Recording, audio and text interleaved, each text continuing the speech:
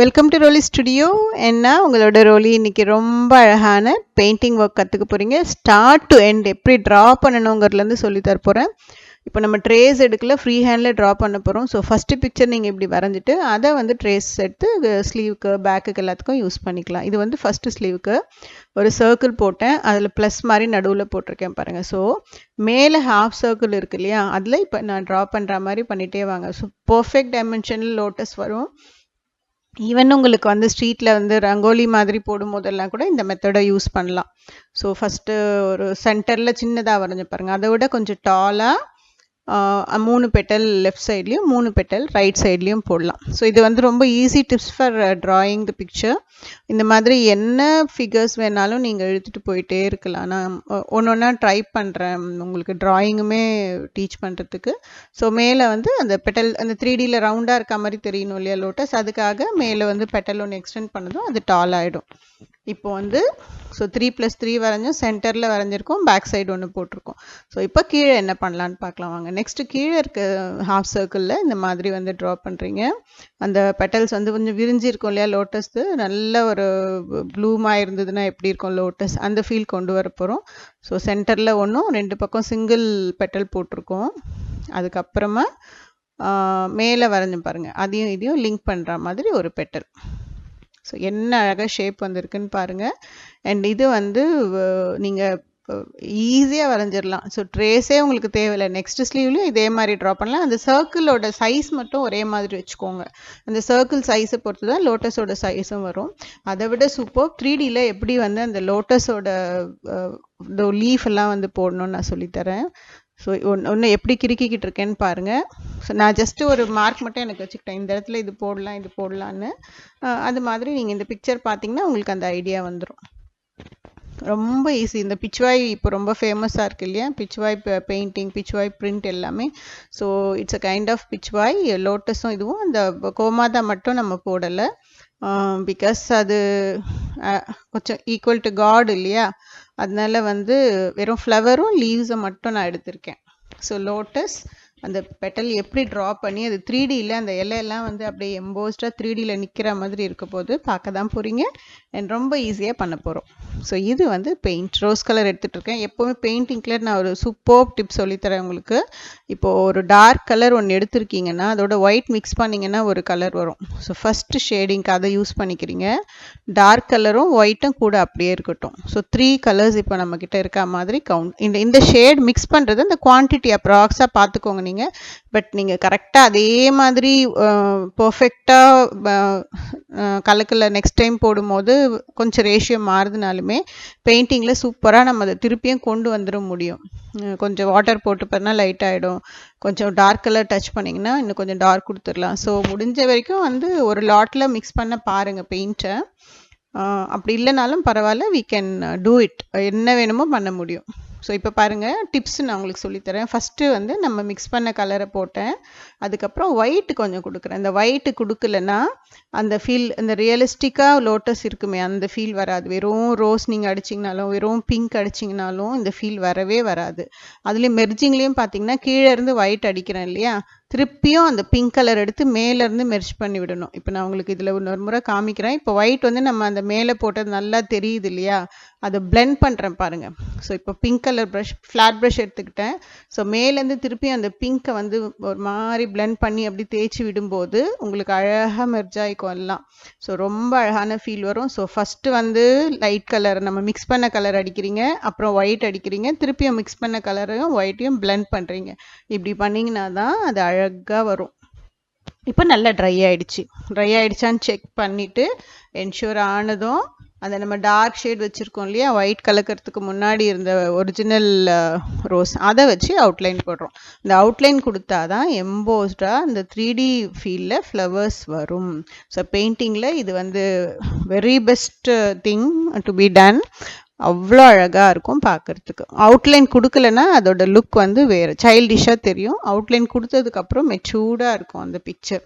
So ரொம்ப அழகாக வரும். இன்னும் இது கூட வந்து நீங்கள் லைட்டாக பிளாக் ஒரு சும்மா டச் கொடுத்தீங்கன்னா இன்னும் கொஞ்சம் டார்க் ரோஸ் கிடைக்கும். அதுவும் அழகாக இருக்கும், அதுவும் பண்ணலாம். லீஃபில் வந்து நான் அந்த பிளாக் மேஜிக் வந்து உங்களுக்கு பண்ணி காமிக்கிறேன். Not a black magic, black add பண்ணால் வர மேஜிக் வந்து பண்ணி காமிக்கிறேன். அண்ட் ரொம்ப அழகாக இருக்கும். அந்த ஃபினிஷிங்கில் பாருங்கள் எப்படி 3D லீஃப் இப்படி வந்தது, ஃப்ளவர் இப்படி இருக்குன்ற மாதிரி இருக்கும். பார்த்துடலாம். இப்போ இது நல்லா ட்ரை ஆனதும் நீங்கள் மேலே ஆரி ஒர்க் பண்ணலாம், இல்லை இந்த கோல்டன் மாதிரி பெயிண்ட் இப்போ இருக்குது, நம்மக்கிட்ட டஸ்ட் இருக்குது, கோல்டு டஸ்ட்டோடது, அது வச்சு பண்ணலாம். பேர்லேயே வந்து கோல்டு கலர்ஸ் கிடைக்குது. எல்லாமே ஃபெவிக்ரில்ல தான், ரொம்ப தேடலாம் வேண்டாம். நீங்கள் நியர்பை ஷாப்பில் சொன்னீங்கன்னா ஃபெவிக்ரில்ல இந்த ஷேட்ஸ் வாங்கினா அவங்க நெக்ஸ்ட் டைம் ஸ்டாக் போடும்போது கண்டிப்பாக உங்களுக்கு அதை ப்ரொவைட் பண்ணுவாங்க. ஸோ அழகான வந்து ஒரு பெயிண்டிங் நீங்களே போட்டு ஒரு ப்ளவுஸ் நீங்கள் பண்ணலாம். சில்க் சாரீஸ்க்கு சூப்பராக இருக்கும். இந்த ரோஸ் அண்ட் க்ரீன் வந்து எல்லோ ப்ளவுஸில் பக்காவாக உக்காரும். நான் உங்களுக்கு டீச்சிங் அப்படிங்கிறதுனால இந்த டுட்டோரியல் ஃபீலுக்கு ஒயிட் பேஸ் நல்லா இருக்குங்கிறதுக்காக ஒயிட் எடுத்திருக்கேன். அண்ட் லீஃபுக்கு பாருங்கள் ஃப்ளாட் ப்ரஷில் இதில் வந்து மிக்ஸ் பண்ணலை, ரெகுலர், இது அனதர் டெக்னிக் இங்கே சொல்ல போகிறேன். ரெகுலராக இருக்க அப்படியே பாட்டிலில் என்ன கலர் இருக்கோ அந்த கலர் அப்படியே அடிச்சுக்கிட்டு இருக்கேன். பட் அந்த கீழே ஹாஃப் இருக்குது பார்த்தீங்களா, அந்த 3D எஃபெக்ட் கொடுக்க போகிறோம், கொண்டு வர போகிறோன்னு சொன்னேன் இல்லையா, அதுக்கு என்ன பண்ணணும், செப்பரேட் ப்ரஷில் ஒயிட் டச் பண்ணாமல், லோட்டஸ்க்கெல்லாம் தனியாக ப்ரஷ் யூஸ் பண்ணேன், ஒயிட்டுக்கு வேறு ப்ரஷ்ஷும் அந்த பிங்க்குக்கு வேறு ப்ரஷ்ஷும் யூஸ் பண்ணேன். இதில் சேம் ப்ரஷில் ஒயிட்டை கொஞ்சமாக டச் பண்ணிக்கிட்டு கீழே வந்து அடிக்கணும். ஸோ அந்த கீழே லைட்டாக கொடுக்கும் போது அந்த base part of the leaf வந்து லைட் கலர் கொடுக்கும் போது என்ன ஆகிடும்னா அது எம்போஸ்டாக அப்படி 3Dயில் அந்த வளைஞ்சி இருக்கும் இல்லையா அந்த லீஃப், அந்த மாதிரி ஒரு ஃபீலுக்கு வந்துடும். ஸோ ஆக்சுவலி பெயிண்ட் ஒயிட் கொஞ்சம் ட்ரையாக இருந்தது, நோ ப்ராப்ளம், லைட்டாக வாட்டர் டச் பண்ணிக்கிட்டால் உங்களுக்கு ப்ரஷில் சரியாக போயிடும். ஸோ அதே மாதிரி இப்போ தெரியுது பாருங்கள், டிஃப்ரென்ஸ் தெரியுதா. ஸோ ஃபஸ்ட்டு லோட்டஸில் யூஸ் பண்ணது தனி ப்ரஷ், இதில் வந்து இந்த ப்ரஷ்ஷை வந்து அப்படியே க்ரீன் அதில் ஏற்கனவே இருக்குது, கூட நம்ம ஒயிட் டச் பண்ணும்போது பியூட்டிஃபுல்லான ஒரு ஷேட் கொண்டு வந்துடும். இந்த ஷேடில் மட்டும்தான் அந்த லீஃபை வந்து நம்ம 3D மாதிரி காமிக்க முடியும். அப்படி இல்லை நீங்கள் சேம் கலர் அடிச்சிங்கன்னா ரவுண்டாக ஏதோ வந்து தட்டி விட்ட மாதிரி இருக்கும் நமக்கு. ஸோ எப்படி இருக்குது பாருங்கள். இன்னும் அது கொஞ்சம் கொஞ்சமாக மேக்கப் பண்ணிகிட்டே வரும், வேறு லெவலில் வரும் லீஃப் பார்த்துட்டே இருந்தீங்கன்னா. ஸோ அந்த பட்டும் வந்து ஒரு சப்போர்ட் பண்ணும் பிக்சருக்கு, ரொம்ப அழகாக. இப்போது ஸ்டெம்ஸ் எல்லாம் டார்க் க்ரீனில் ட்ரா பண்ணிக்கிறோம்.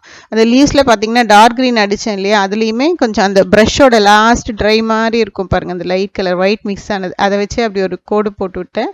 அது ஒரு அழகான லுக் கொடுத்துருச்சு. இப்போ வந்து பாருங்கள், நான் அந்த பிளாக் ஆட் பண்ணால் ஒரு மேஜிக் வரும்னு சொன்னேன் இல்லையா, அது பார்க்க போகிறீங்க. கொஞ்சமாக ஒரு டாட் மாதிரி க்ரீன் எடுத்துகிட்ருக்கேன்.